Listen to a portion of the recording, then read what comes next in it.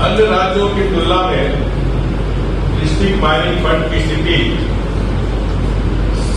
समान खनिज भंडार होने के बावजूद उड़ीसा, जो हमारा पड़ोसी राज्य है, वित्तीय वर्ष 2025-26 में 60,000 करोड़ का राजस्व हासिल करने का लक्ष्य, जबकि झारखंड का लक्ष्य केवल 18,844 करोड़।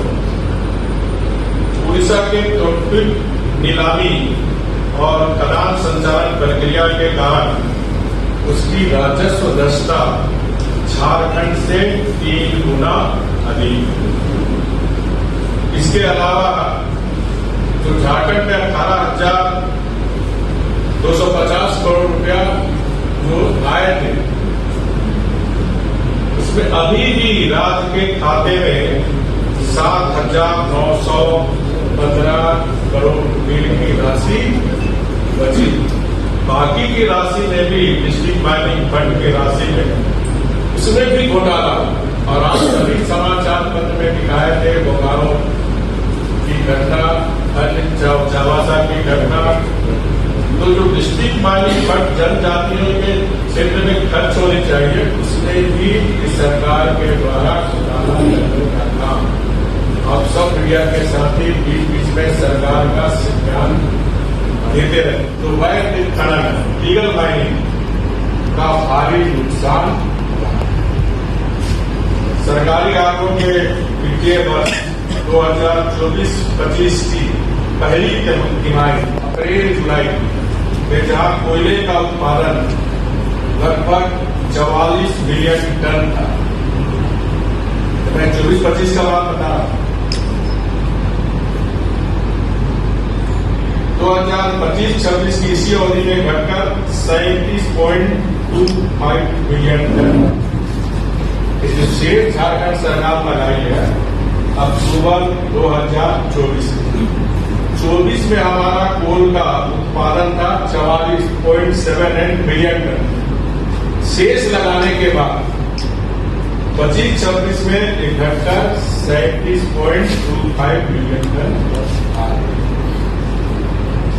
जबकि लीगल माइनिंग घटेगी तो राज्य का राजस्व अपने आप घटेगा।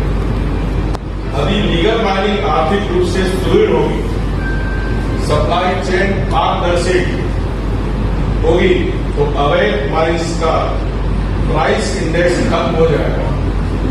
लीगल माइनिंग में रॉयल्टी,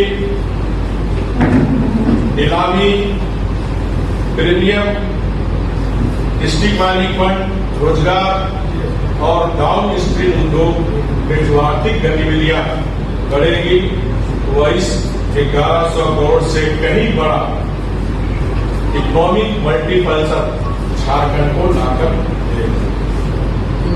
विगत 6 वर्ष में राज्य में 26 खदानों के पट्टे समाप्त हो गए। अभी सरकार पारदर्शी ढंग से नीलामी करती तो आज राज्य को अरबों रुपये की राशि रॉयल्टी और प्रीमियम मिलता। अभी आयरन ओर में कोई भी ऑक्शन हो तो उसमें प्रीमियम भी मिलेगा, रॉयल्टी भी मिलेगा, और डिस्ट्रिक्ट माइनिंग फंड का भी राजस्व के लिए कितनी चिंतित है। इससे साबित होता है कि भारत सरकार द्वारा राज्य में 34 कोल ब्लॉक की मंजूरी मिली हुई। मंजूरी मिलने के बाद भी अब तक केवल 4 कोल ब्लॉक ही चालू हो पाए। 30 कोल ब्लॉक को राज्य सरकार ने अभी तक चालू नहीं किया। इसी तरह जब 7 कमीशन के द्वारा इलीगल माइनिंग लेके जब सारे देश में बातें आई तो 1 टाइम्स देश के सभी राज्यों को माइनिंग क्षेत्र में 5 साल के लिए एक्सटेंशन कानून में प्रावधान था। और 2015 में जब हमारी सरकार तो 5 साल के लिए अभी 2020 तक उसको भी लॉ एक्ट में था, उसको एक्सटेंशन करने का काम। लेकिन 2020 में जो आयरन और लीज से समाप्त हो, लेकिन दुख के साथ कहना पड़ता 6 साल हो गए आज तक लॉ एक्ट में 6 माइंस बॉक्साइट के 37 में से 17 माइंस ही चालू। और भारतीय जनता पार्टी कड़ी निगाह झारखंड का बच्चा जानता है कि झारखंड मुक्ति मोर्चा कांग्रेस के संरक्षण में धनबाद, बोकारो, चतरा, हजारीबाग, साहेबगंज, दुमका, शिकारीपाड़ा में कोयला, बालू, पत्थर सिंडिकेटों के द्वारा आज पूरे राज्य में लूटना।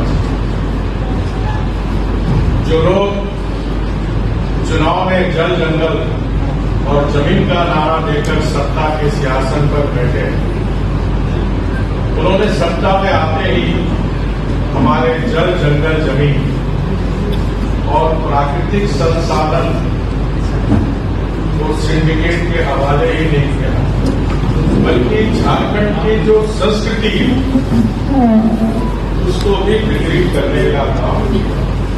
यानी हम कह सकते हैं झारखंड को लूटखंड इन 6 वर्षों में कांग्रेस, झारखंड मुक्ति मोर्चा और आरजेडी के गठबंधन सरकार ने